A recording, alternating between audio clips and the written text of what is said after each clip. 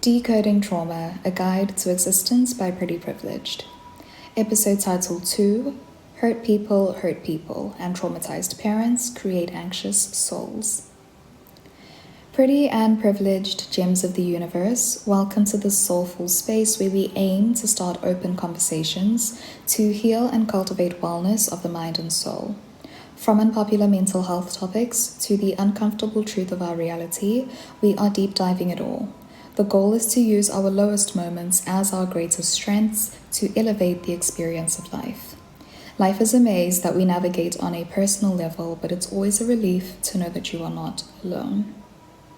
Before we get into the topic of this episode, I would like for us to take note of the objective of these open discussions.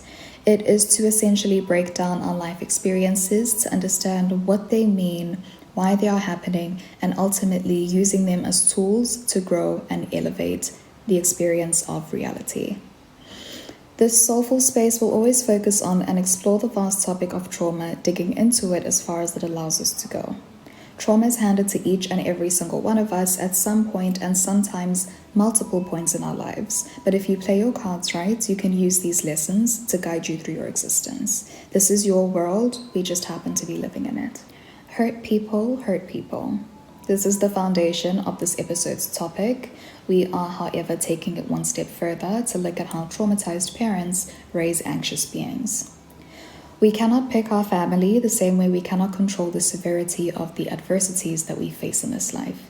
So thinking about it on a deeper level, what this means is that our parents also had no control of their surroundings in the early stages of their own lives, their growth period, their foundation phase of their development. This is why we find that we live amongst unevolved, childish souls in adult bodies, souls that do not know how to navigate the adult portion of their existence, adults that struggle with adult problems that need adult resolutions, let alone take responsibility for the consequences of their actions. That's where we come in as the enlightened generation. We are the consequences of their actions in living, breathing form. As much as this is your world and the rest of us are just living in it, at birth, when we transitioned into this plane, it was their world that we came into. With this being said, it is not your fault that you were raised by unhealed and unevolved individuals. It is not your responsibility to fix those flaws. That is a job that only they can do themselves. Scary as it may sound to face your flaws, all we can do as the enlightened generation is lead by example. This requires a willingness on our end as well as theirs. We know what a losing battle looks like when we see it, so what we need to do is try by any means necessary to avoid pouring our soul's divine energy into a broken vase. The life experience requires an aspect of self-awareness for you to have your third eye open. We have to accept that there are souls that run through their entire existence, avoiding self-awareness and missing out on the sweetest parts of life. Facing demons is a task and a half. The only problem is the souls of our predecessors who have been here longer than we have are terrified of the unknown. The enlightened generation, however, sees right through the BS and has no problem telling you exactly what it is that brought them to that conclusion, of fear being BS. How dare we have questions? Who told us that curiosity is not something to be afraid of? And lastly, how dare we have a personality of our own choosing? In reality, the generically programmed are the unhealed and unenlightened result of a suppressive era deeply rooted in toxic masculine energy, but that on its own is a topic for another day. The enlightened question is, are you a victim of your circumstances, or are you using the victim complex as a lesson in taking charge of your life? Unconditionally showing yourself kindness to cultivate a life of truth, a healthy soul, and ultimately a higher existence. For our predecessors, this ideology is foreign and quite honestly scandalous. What this shows is that when life hands adult problems to unhealed adult children, their mental state falls apart and they begin to act out of fear. Imagine trying to explain to your parents that they missed the plot by using their 20s to overwhelm themselves by starting a family when they should have been overwhelming themselves with the journey of self-discovery. consequences of their actions have permanently altered their existence. This is when the chokehold that masculine energy has on our society becomes blindingly clear, to the enlightened generation at least. We see an unhealed child in a grown body as a parent that deflects their insecurities onto an extension of themselves for choices that we did not make, convinced that they know the ideal blueprint for life based on a reality that was in desperate need of the divine feminine energy, the spirit of kindness and understanding.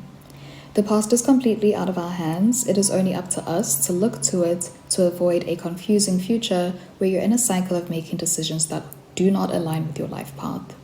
We are personally responsible for cultivating our existence to completion. Focus only on what is within your control to cultivate your mind, body, and soul to ultimately complete your life cycle as the highest version of yourself.